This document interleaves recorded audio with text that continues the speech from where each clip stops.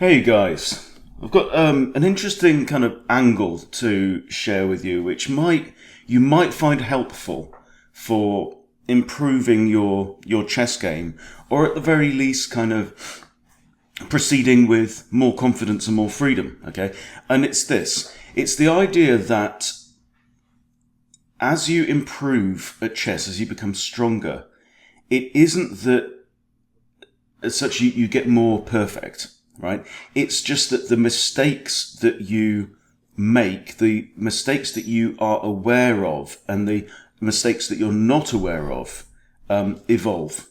Okay, everybody makes mistakes. Every chess game, in some way, is lost by a mistake, right? Pretty much. There's almost no such thing as perfect play. But I think the difference is that the mistakes that you see at lower levels are just different. It's like when you get from 500 to 700, say, right? It means that you've got more familiar with the 500 kind of level mistakes. Yeah.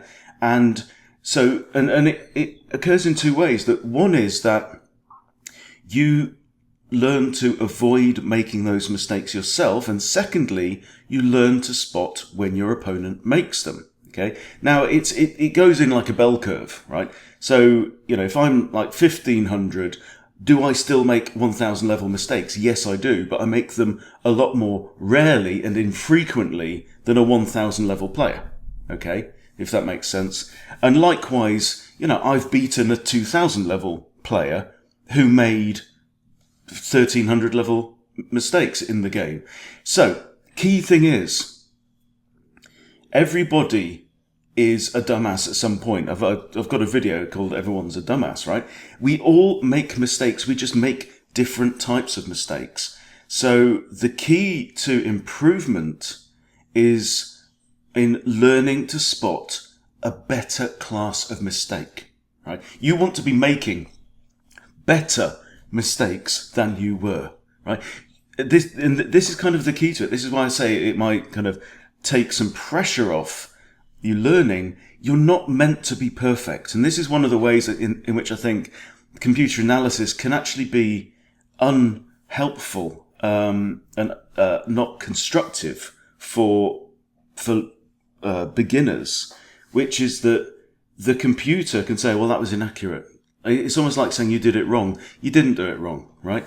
You are supposed to make the kind of level of mistakes that you're at according to your strength and your experience, and you are supposed to be trying to improve the class of mistakes that you make. So, what we're going to do, have a sip of coffee.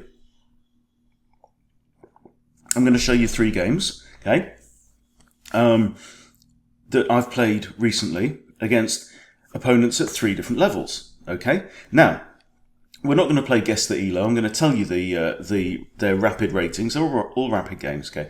So in the first one, my opponent is that Palestine? Oh, UAE. Is rated 100. Okay.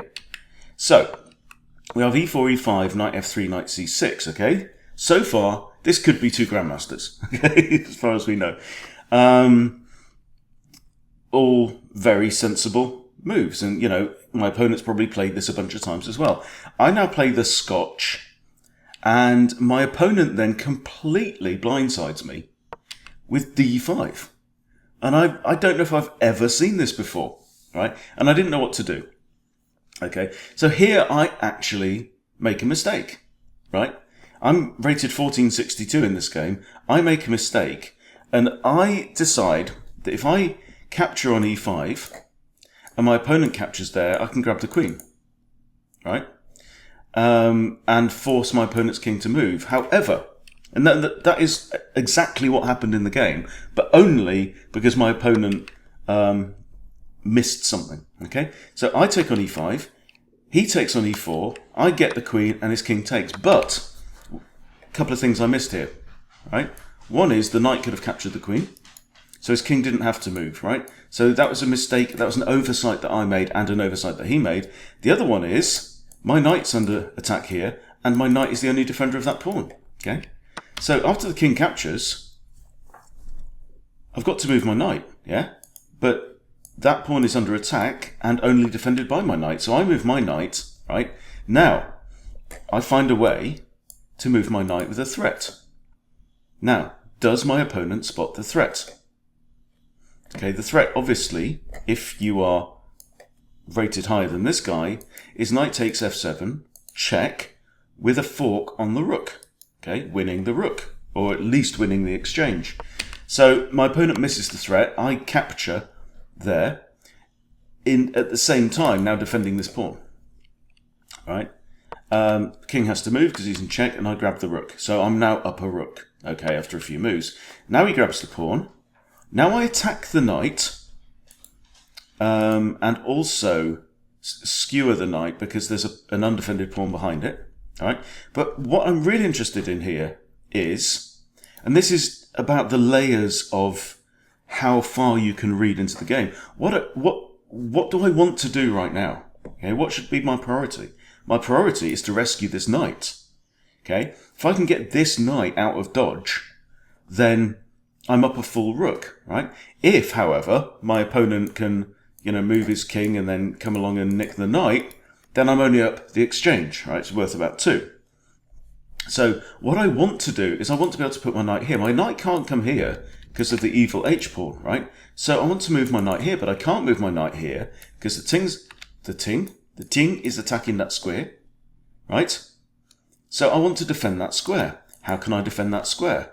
Well, I can't get my other knight over there in a hurry, can I? That's just not going to work, right? The easiest way is bishop c4, right? I no longer have a queen, so I want to put my bishop there, okay? And that's the purpose of this move, right? I want this knight to move away so that my bishop can go there, so that my knight can get out of trouble, okay? And so my opponent moves his knight, and I play bishop c4, and my opponent puts his knight there, and my knight escapes, okay? Now he puts his knight back, for reasons known only to himself, and my knight comes here now, and being up a full rook, I know that exchanging pieces now, equal exchanges, will only benefit me because I will get to an end game with one more rook than my opponent does. All other things being equal. And my opponent here makes the mistake of trading off. Okay, it's fairly basic. Now my bishop has a fork on these pieces, and now, so he moves one of his pawns, but now I grab his undefended knight. King attacks the bishop. This is one of those moves where at a higher level you probably just wouldn't make it, because in actual fact the bishop could even just take that pawn, right? So this king move here is a completely wasted move, because the bishop's got an embarrassment of squares that it could go to, right? So a completely wasted move. What black should be doing is getting that rook out, because that rook is important, yeah?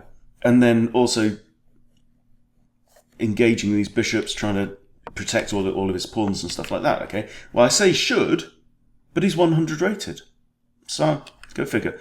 Anyway, so I come down here. Oh, yeah. And now I develop my knight. He attacks the knight. Does he exchange off material? Sure does, okay? There's a risk here now of rook d8, which would actually pin the bishop and the rook in a sense, but probably then king there. Okay. But anyway, now he moves his bishop to h3, and I decide for the sake of the game not to capture the bishop straight away, so I just move my rook at h to g1. Does he spot that his bishop is on prise? Nope. So now he just blunders his rook. So interestingly now, look at this. This is almost checkmate. It's absolutely fascinating, right? This rook is guarding all of this, right? The bishop has the king in check, so the king can't go there or there. And this bishop is guarding that and that. So this is one of the most elaborate checkmates. So in fact, the only legal move is pawn to g5, then bishop takes, and that is actually mate. Really, I've never seen a king, like, any game that I can remember where the king gets checkmated with so much space around him. It's brilliant. Anyway, so that is 100 level errors. Okay, and you know, I didn't play perfectly. I played with 90% whatever accuracy. So let's move on to the next one. Okay, so this is actually a daily game that I just played with Mr. Jive Guy. I think it just challenge popped up, and he plays the what's it called? Put the moves on Alekine's Defense. Yeah.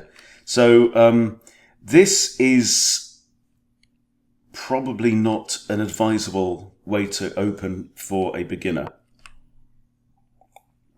because it invites e5. I think e5 is absolutely the correct move. So the knight now moves, and now white gets to play d4. Okay, so I've got quite nice control over the centre, and black has already had to move his first piece a second time, right? Which means that black is now behind in development already. Okay. What's more, this bishop's going to have trouble entering the fray. So now I get to push c4, and the knight has to move for a third time. Okay. Now I develop my knight. He develops his knight. Okay. And you know, at this point, I'm counting what's defended and what's not defended and stuff like that. And now I get to push d5, right? So hassle the knight, because if pawn takes, he's still got to move the knight anyway. And what's more, he's lost a central pawn, and I've managed to promote a c pawn to a d pawn. Okay, so the knight moves, and I just hit it again, a3. Knight now shuffles off into the corner, right? Standing in the corner of the field, munching on grass. So I push b4 now, and I've now got these two knights, these two horses, are completely penned in and out of the game. So we have an exchange of pawns in the middle, but still this guy can't go here or here. This guy can't take on there, can't go to there because of the bishop, right? So just a bad way to start. So now I develop my bishop and swap off his knight and double and isolate his a-pawns at the same time, right? So my reading of the board here is different to my opponent's, and considering this is a daily game as well. So my reading of the board now is, okay, I've got these nice pawns in the middle, right? My opponent is at least 2 moves from castling.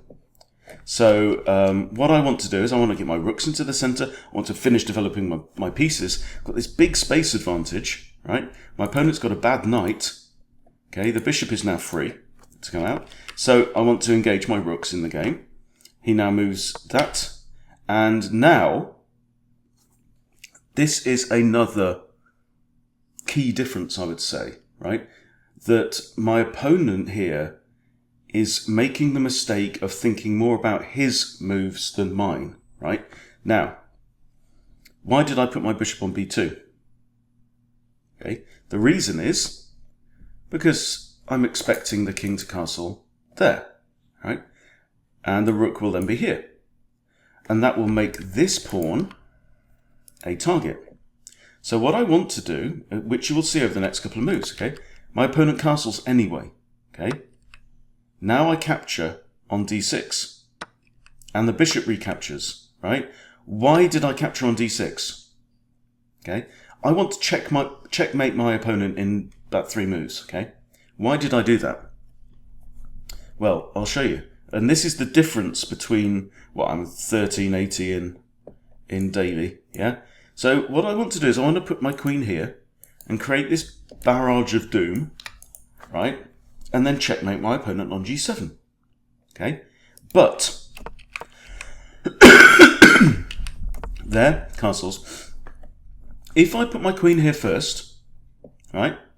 And then, for example, advance the pawn or capture on d6, yeah? What can my opponent do? My opponent has this. Bishop f6, defended by the queen, defended by the g7 pawn, right? And my queen on here, then, is going to have to move and defend this bishop, all right? So that I would be forced to retreat. So what I want to do is, I want to get the bishop off of this diagonal, right? I want to tempt the bishop to come here. So my opponent actually probably should have captured with the pawn, but didn't, captured with the bishop. Why? Because he didn't read this threat. I play queen d4, and now what does he do? knight a4 coming after this bishop, right? But missed, forgot to ask himself the first two rules. Yeah, is my king safe? Is my king safe? And checkmate there on g7. And this is in a daily game, right? So it's showing that it doesn't matter how much time you've got. It's about elevating and evolving the level of mistakes that you make. Right. Let's move on to game number 3. So this is one I played this morning. My opponent here is rated 1538. And we have the Vienna game. And this is the kind of quiet line. That's what I call it in my own head. Anyway, so I bring up my bishop. And I'm going to start having a poke around. Excuse me, f7. My opponent here plays c6, which shows some forethought. Why? Because the knight in the Vienna game very often wants to come to d5 and cause trouble, right? So, my opponent plays c6. This is a prophylactic move. It might also release the queen, okay? Now, normally, moving the bishop's pawns isn't very helpful in the start because it doesn't actually help to get a bishop out into the game. But in this instance, with a knight here, there's an argument for it. Also, moving the c-pawn is a very different matter to moving the f-pawn, right?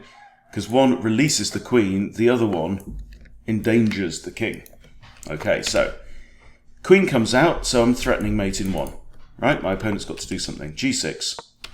Queen comes back, so this is like, the wayward queen attack, or the Vienna wayward queen. Queen comes back to f3, now renewing her attentions to the f7 square, and we have a face-off of queens. Now, a beginner here might be tempted to trade queens. But I don't want to trade queens here. Why don't I want to trade queens? Because if I take the queen, knight takes the queen, and we've gone from a situation where I've got 1, 2, 3 pieces developed to my opponent's 1 piece, okay? So it's 3-1 right now. If I trade queens, bang, bang, I've got 2 pieces developed and my opponent has a knight out. So I've actually taken a step back in development. I've gone from 3-1 up to 2-1, okay? What's more, if my opponent captures here and I recapture, I've got 1, 2, 3 pieces out to black's 0. So neither of us wants to trade, okay? So what do? I push d3 because I want to develop my bishop. Maybe to there, maybe in some case to there. I might castle long, I might castle short. We don't know. My opponent plays bishop g7. This bishop doesn't look like it's got much future there, but it's not got much future there either. I develop my bishop to e3. He develops a knight. Okay. Now I push g4. So g4, the idea is to push g5 and force this queen back on this diagonal, right? Queen can't come here. So I'm wanting to choke this queen. My opponent's already played c6, okay, which is going to make long castles a bit more troublesome. So I'm guessing he's going to want to come this way, right? And if so, then throwing pawns up the king side is not a bad thing. It's not so much of a weakness, okay? So now my opponent figures it's time to trade queens. Okay, but this does leave him with a development deficit.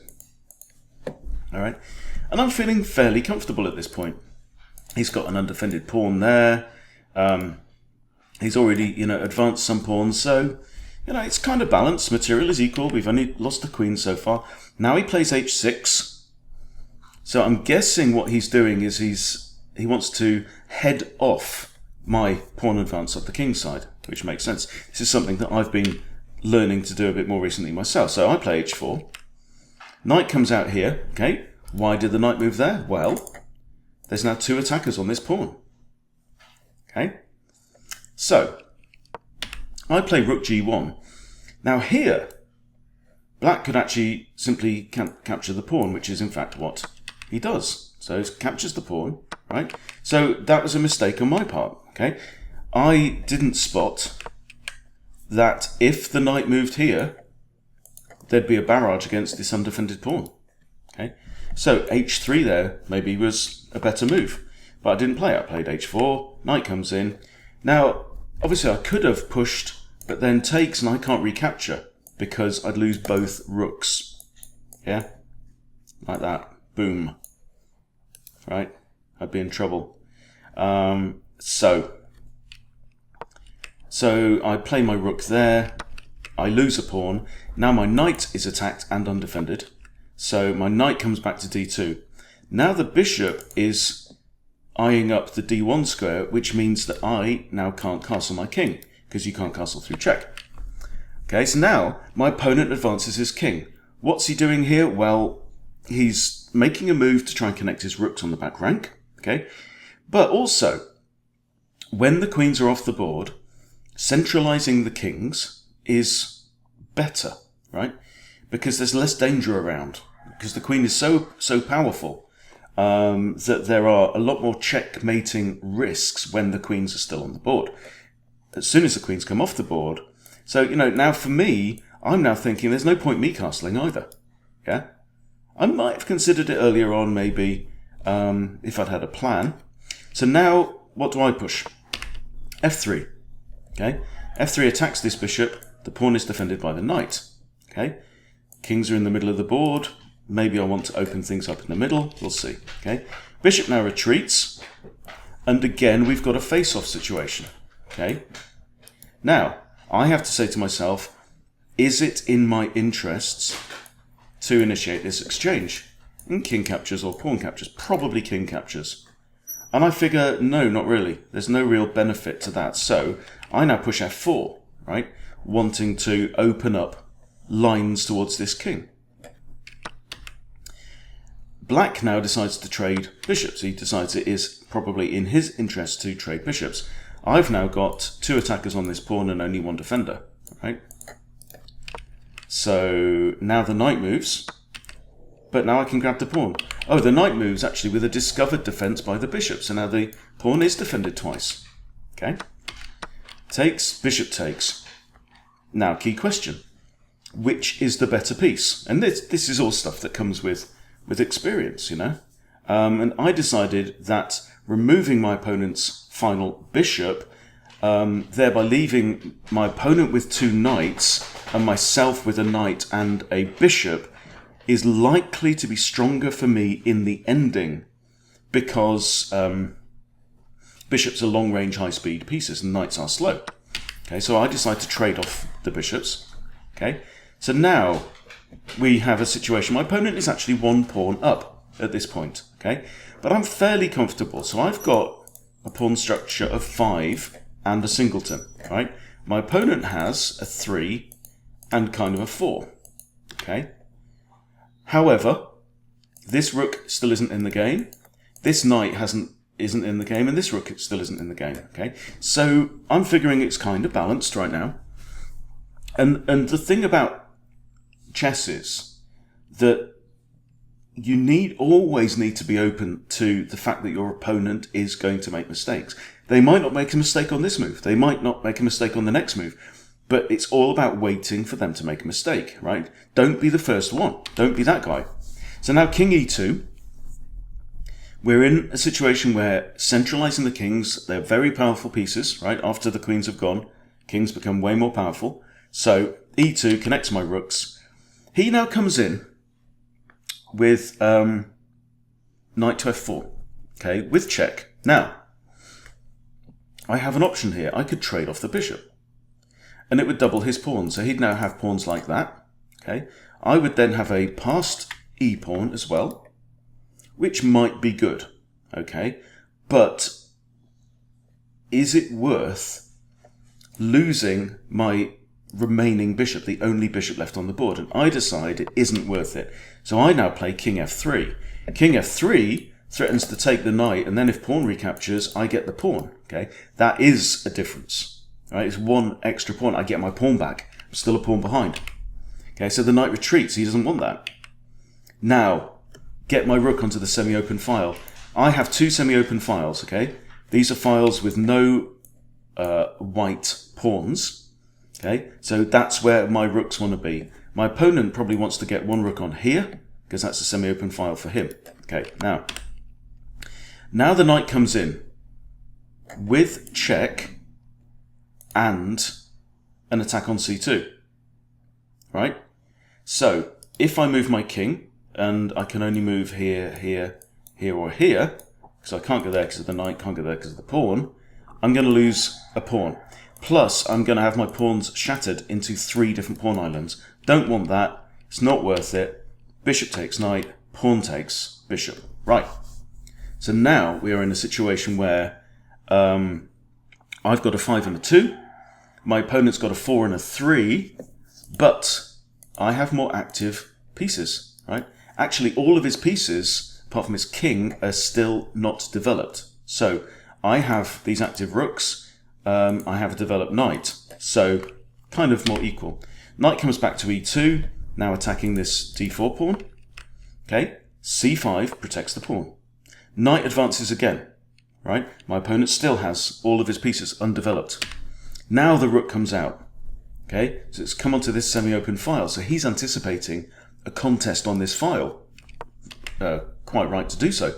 Now rook f2. What's the point of rook f2? Well, there's a couple of things. One is I'm getting ready to stack up my rooks behind each other, right? The other one is defends his pawn. And possibly this pawn or this pawn, right? Should any of these pawns move, right? Makes sense. 7th rank rooks or 2nd rank rooks, yeah? Now he improves his king, which is sensible. You know, his king's now only 1 move away from the center, as is mine. My king now retreats to e2, where it is guarding the any kind of incursion on the f file. Okay, and it, you know, it may come back here. I just didn't see any, especially with these pawns like this, right, guarding all these squares, king's guarding these. There's no real future for my king in attack up that side of the board. So I figured let's come back and use the king in defense. And now my opponent develops his knight. I double up my rooks. Okay, simple stuff this, nothing complicated. And now knight to c6. And this is a mistake. This was the mistake that I was waiting for. Right? Why is it a mistake? This, with the knight there, he's okay, right? What I'm wanting to do, right, so I see a pattern here, right? There's a few tactical patterns. One is that from this square, there's a potential knight fork on the rooks. Okay, now, let's just go back a move, right? So, I would like to play that and attack both rooks. I obviously can't because A, this pawn is guarding it, and B, so is that knight. Okay, so that move isn't playable. But here, and the move still isn't playable, because if I take the pawn, knight takes knight. Okay, but I did see that if I could take that, if the knight wasn't there, and pawn captured, it's discovered attack on the rook, right? And if rook takes rook, rook takes rook, and I end up with the only rook on the board, okay? Now, my opponent makes an error and moves his knight to c6, and straight away, 10 seconds, right? My knight comes in, and I have my rook fork, and I know that if he captures the knight, he's going to lose a rook in return, so I'm going to win the exchange. And that's going to be a big difference, so I get the rook. And now he trades rooks. So now we go into an ending, right, where I have the only rook, and rooks are far more powerful than knights in the endgame. The reason is that rooks, A, can cross the entire board in one jump, whereas knights are ploddy and slow, right? B, rooks can prohibit the king from entire ranks or entire files. Okay, so what he needs to do now is he needs to make the best use of his knight possible, and that's going to mean getting it close to my king, causing trouble. I drop back with my rook. His king still now cannot get past the f-file, and I'm not worried about this minority, this imbalance of pawns on this side of the board, right? So knight now comes in with an attack. And there's a lot of manoeuvring round now, okay? So he comes up with pawns, goes to there, okay? So he's attacking this pawn. So I move the pawn forward. He moves the pawn forward. I come in with the king. And what I really want to do is I want to get my rook up behind the the enemy's position again. So maybe it wasn't the smartest move to pull my rook back to here, right? Because now I'm wanting to get it back here where it can attack all of these pawns, yeah? So, but my opponent's knight, he's playing well, right? Because of these 2 pawns, he's got these 2 squares for his knight. So his knight can keep jumping backwards and forwards, right, between these 2 squares. One where it's guarding here, and one where it's guarding here, okay? So I figure I can't easily get my rook out. I'm going to have to put my rook something like here, and then to there, to get it back through. Anyway, I now push a3, and we have a trade of pawns over there. Okay, this is good for me. This is music to my ears, right? Reason is because the more the board opens up, right, I know the more that's going to favour my rook and hinder the benefit of his knight or the power of his knight, because knights are slow. Knights like the board to be gummed up. Okay, now he pushes b4, we trade off a bunch of pawns. And now rook b4, and what can he do? Okay, he can come in here and counterattack this pawn. Okay, I'm happy with that. Rook takes b4 check, king takes d3, and now I come after this pawn, okay, with my high-speed rook. And the game doesn't last too much longer. He throws in a check, now I attack the knight, he has to move the knight, I grab the pawn, comes in there, and this is the final mistake of the game. Why is it a mistake? All right, so, I mean, if you were a 100 or maybe 1000 player, you might not see it straight away. In 9 seconds, I play rook to g3, okay? It's an absolute pin on the knight. The knight legally cannot move out of the way, and the knight is now attacked by 2 pieces. So, this piece can't move, this piece can't move. All black can do is move the king, but whatever happens, rook's going to take the knight, and now this pawn's going to dance up the board, and it's completely over. My opponent knows that, I know that, he resigns. Okay, so there you go. 3 games, 3 very different games. They're all decided by mistakes. That's how chess works, okay? So what we need to be doing, all of us, is to be setting out to make a better class of mistake, okay? As I think these 3 games demonstrate, okay? So so that's it. So, what I'm trying to say is take it easy, be easy on yourself. You will always make mistakes. I will always make mistakes. All my opponents will make mistakes, right? But when I go into a game now, the attitude that I take going into the game is to say, okay, I'm not going to be the guy that makes the first bad mistake, right? I know that my opponent will make errors. I know they will, okay? And I'm going to be ready for it. And I'm going to be careful and make sure it's not me that makes that mistake. I want it to be them first, okay? So hopefully this kind of philosophy might be helpful to you. Maybe it's not, but I think it's kind of working for me. So yeah, good luck if that's useful. Thanks for watching. I'll see you later.